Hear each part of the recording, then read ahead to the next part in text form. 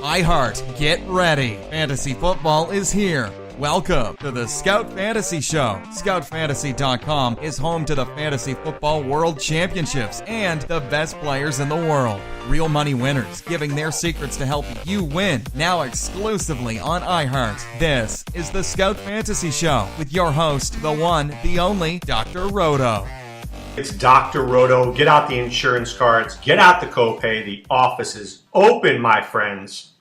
So just to give you a quick update, tomorrow I will do the Hot Takes NFL podcast. Promise you that will come up. And by the way, if you still want to get into our Maui Madness competition, the contest is still open. Okay, so get your team in. Go to playffwc.com right now. And if you win, it's $25 to enter. You get a 5-pack for $100. Save you a few bucks there. You get 6 nights in a 5-star resort in Maui. Plus, you get airfare for 4 people. All right? So check that out. It's a great contest. And I will be talking NFL tomorrow. Today, it's going to be my first fantasy baseball podcast. I spoke a little bit about this yesterday. Actually, I didn't speak about it. I wrote about it yesterday on Scout Fantasy. But today, I'm going to break down a little bit of a podcast here. So the first round, I'm in the FSTA, the first experts draft that I know of in the industry is going on. And some really good teams are in there. Former Major League GM Jim Bowden is team number 1. Steve Gardner is team number 2 from USA Today. Very good player. CDM Sports, Charlie Weir and Vlad Sedler. Vlad is a terrific player, 3. Roto Baller Radio is 4. Guys from RotoWire, DVR, Derek Van Riper, team 5.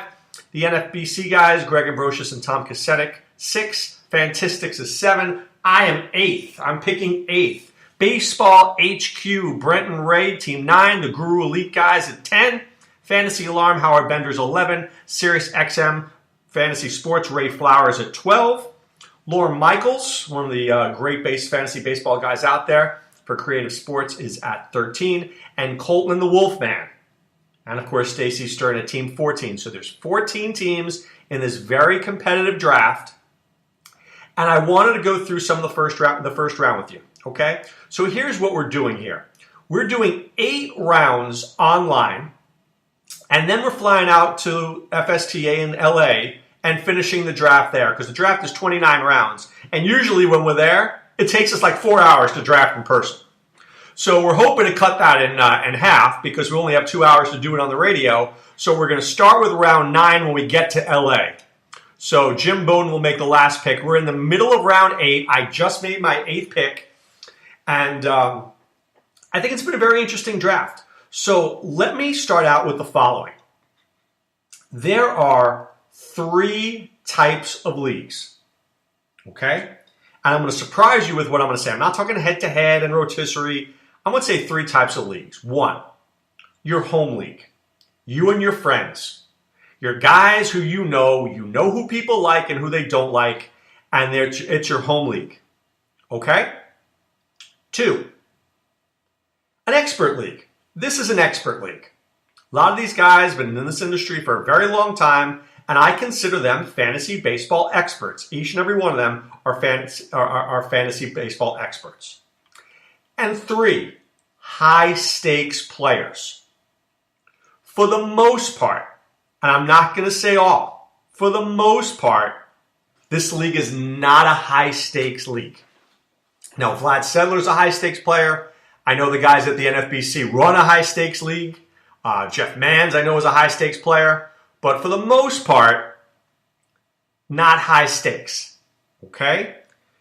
I think there's a difference in how you draft in the different formats. In my home league, I kind of know what guys want to do. Right? I know their likes and dislikes. I played in leagues with them before, so I know what they want to pick. I know where they auction, how much they want to spend. Does this guy like hitting? Does this guy like pitching? Does this guy like catchers or shortstops? I have an idea. Experts play very close to the vest in what I call the ADPs. They're always looking at ADPs, average draft position. And experts don't take risks. High stakes players do. High stakes players take risks. High stakes players go after the players they want, regardless of the round. I consider myself a high stakes player. I'm a high stakes football player for sure. And I'm going to transfer that to baseball. I play to win. Nobody will remember who came in third place in this league next year. I know I won't. I'm sure nobody else in our league will either. Most people listening won't even pay attention after the first month. So either win or you're irrelevant. So might as well play to win. I want to take guys who will help me win, to separate me from my competition. Once again, I don't care about coming in fifth. As Ricky Bobby said, if you're not first, you're last. So does it matter? Secondly, I'm being quite honest here. There's not a lot of money on the line in this league. Usually it's a free league. This year it's a paltry sum. So to me, I'm going to take chances. All right? We're not playing for $20,000.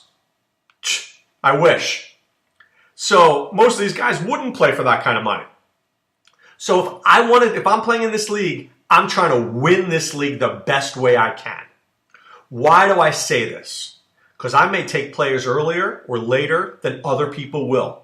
I'm not defending myself. I'm just telling you what I'm going to do. If I like a guy, I'm going to take a guy. And I've noticed the best football players, the best high-stakes football players, if the guy's ADP is 6th round, they'll take him in the 3rd if they want him, right? High-stakes guys go after the guys they want. That's what we do. Okay? So I say that as we start looking at this draft. Pick 1, Jim Bowden takes Mike Trout. Shocker, right? There's only 2 guys that you would take in any draft, and I would argue there's a 3rd. There's Mike Trout. There's Jose Altuve, the 2 best players in fantasy baseball. I would argue that Paul Goldschmidt is an interesting pick as well. I would argue that. I like Paul Goldschmidt. He's a first baseman who steals bases, and that's very hard to find. But how can you cry about Mike Trout? Mike Trout is absolutely the first pick. Altuve's a sensational player. Trout's just a little bit better, and he's in a better lineup this year.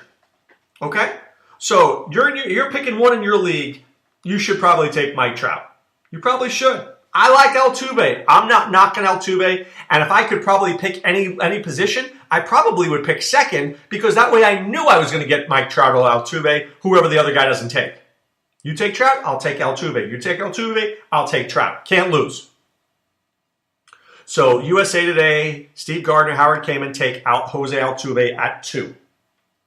The 3rd pick by CDM Sports was Nolan Arenado. I don't think I would have taken Arenado, but I can't knock them for doing so. Nolan Arenado is going to hit 40 home runs and 120 RBIs. That's what he does. He is a sensational hitter.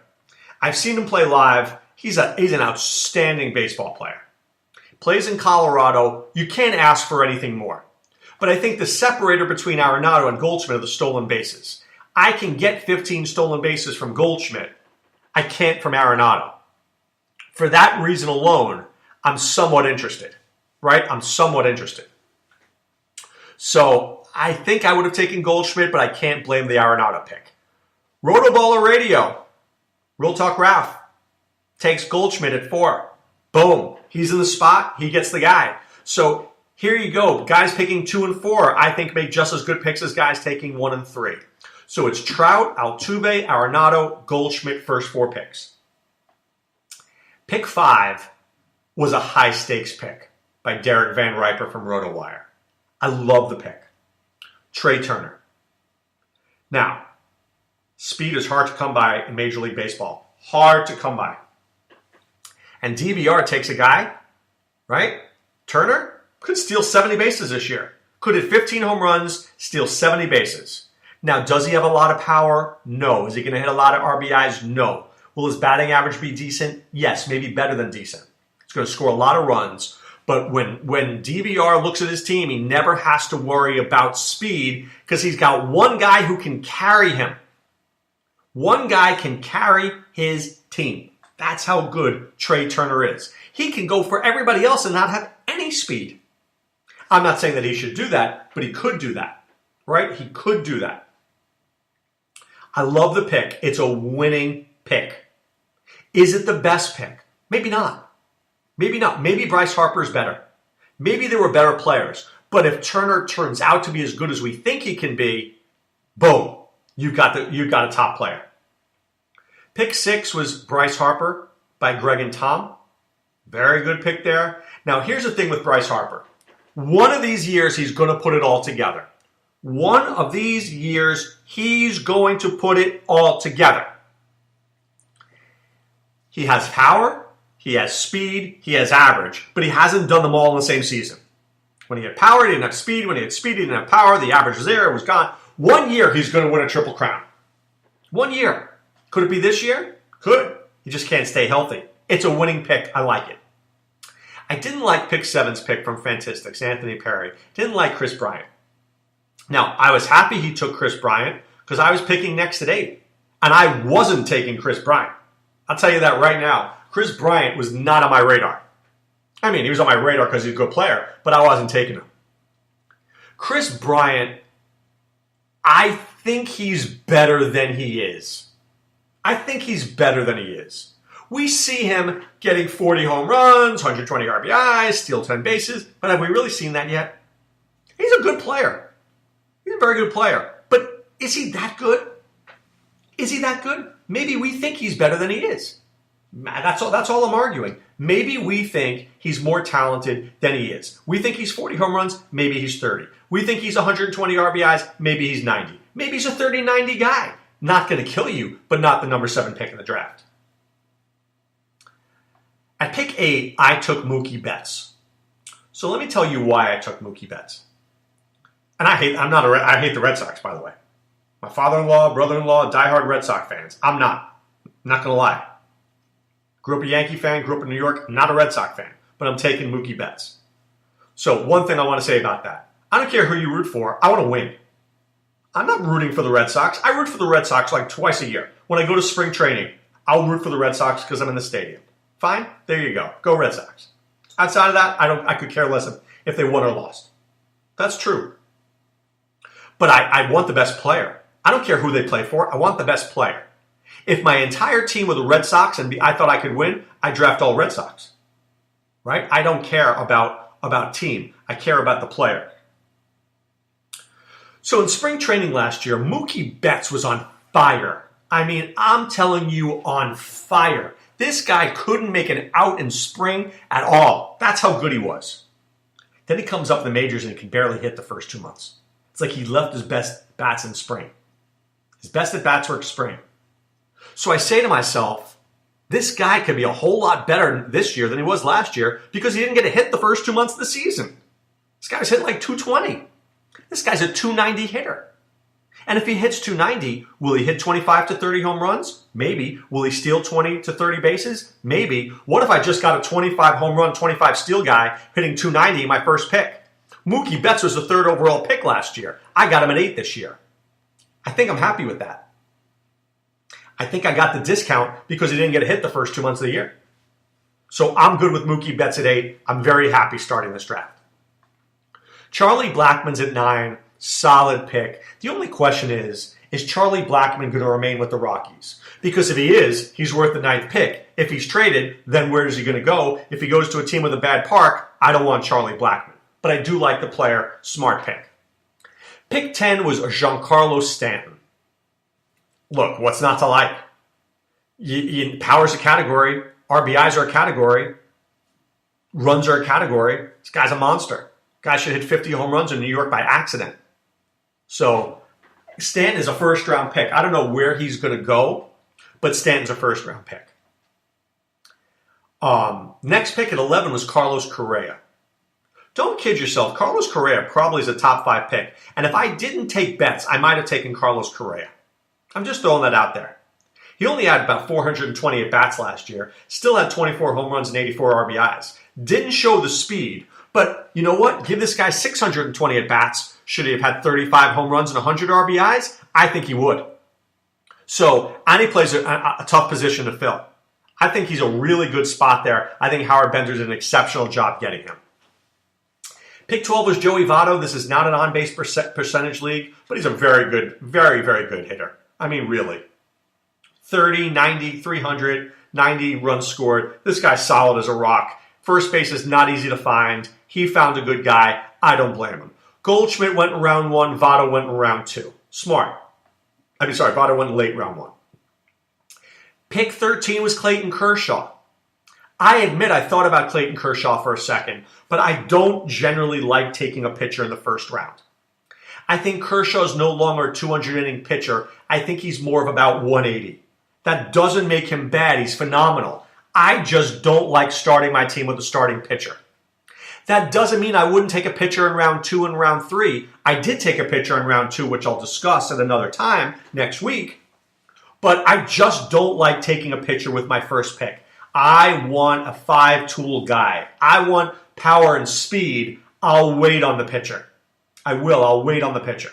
But I have no problem taking Kershaw. It's a good, solid pick. He's not 100% healthy, but he's 99%, and I'm fine with that. And then I will talk one pick in the second round. Colton and the Wolfman were on the wheel, right? So what they do is that at the turn, they took Scherzer. And then they came back and took Corey Kluber. Love it. If you're going to go in on pitching, go all in on pitching. That's my argument. If you're going to go in on pitching, go all in on pitching. So go take Scherzer and Kluber. There's only 4 good pitchers in baseball this year. Kershaw, Kluber, Scherzer, and Sale. 4 stars. So they got 2 of them. After that, they don't need pitching. He can wait. Colton the Wolfman can wait and get hitting after that. So I like the idea there. That's good strategy. I will talk about good strategy when I see it in this league because I think it's important for you to know. All right, what's important for you to know is also go to scoutdfs.com. Our optimizer's been on fire in basketball. I'm doing PGA articles there. You can find NHL articles there. And if you want to win in DFS, that's where you need to go. All right, but right now it's time to put away the insurance cards, put away the copay. The office is closed, my friends. I'm back tomorrow with the Hot Takes podcast as promised. Wishing you a great day. This is Dr. Roto saying be well. Take care.